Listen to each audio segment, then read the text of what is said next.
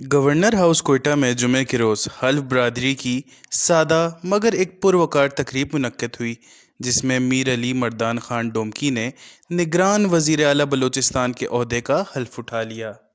اس موقع پر وفاقی نگران وزیر داخلہ سرفراز بگٹی، اسپیکر بلوچستان اسمبلی میر جان محمد جمالی، سابق وزیر اعلیٰ جام کمال خان اور سابق قومی و صوبائی اسمبلی کے وزراء، اراکین اسمبلی، اعلیٰ سول آفیسرز اور مختلف سیاسی تنظیموں کے رہنما کارکنان سمیت زندگی کے مختلف شعبوں سے تعلق رکھنے والے افراد نے بڑی تعداد میں شرکت کی۔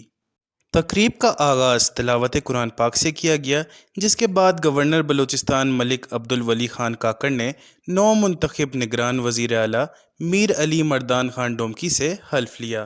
میں میر علی مردان خان ڈومکی صدقے دل سے حلف اٹھاتا ہوں کہ میں خلوص دل سے پاکستان کا حامی اور وفادار رہوں گا، یہ کہ بحیثیت نگران وزیر اعلیٰ بلوچستان اپنے فرائض اور کارہائے منصبی ایمانداری اپنی انتہائی صلاحیت اور وفاداری کے ساتھ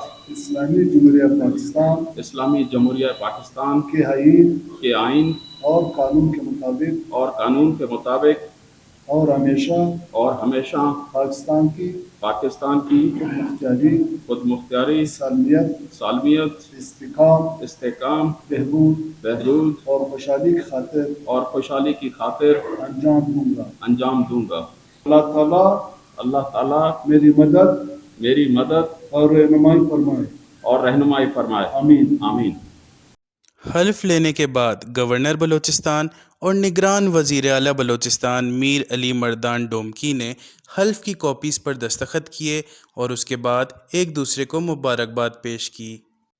تقریب کے اختتام پر نو منتخب نگران وزیر اعلیٰ بلوچستان نے الیکشن سے متعلق بات چیت کرتے ہوئے کہا کہ دیکھیں جی، الیکشن کی تاریخ دینا اور الیکشن کرانا الیکشن کمیشن کا کام ہے۔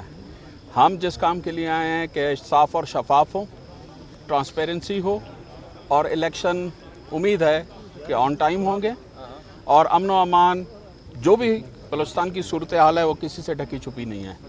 اس کو بہتر کرنے کے لیے، کنٹرول کرنے کے لیے جتنی ہماری صلاحیتیں ہیں ہم اس کو بروئے کار لائیں گے۔ وش نیوز، کوئٹہ۔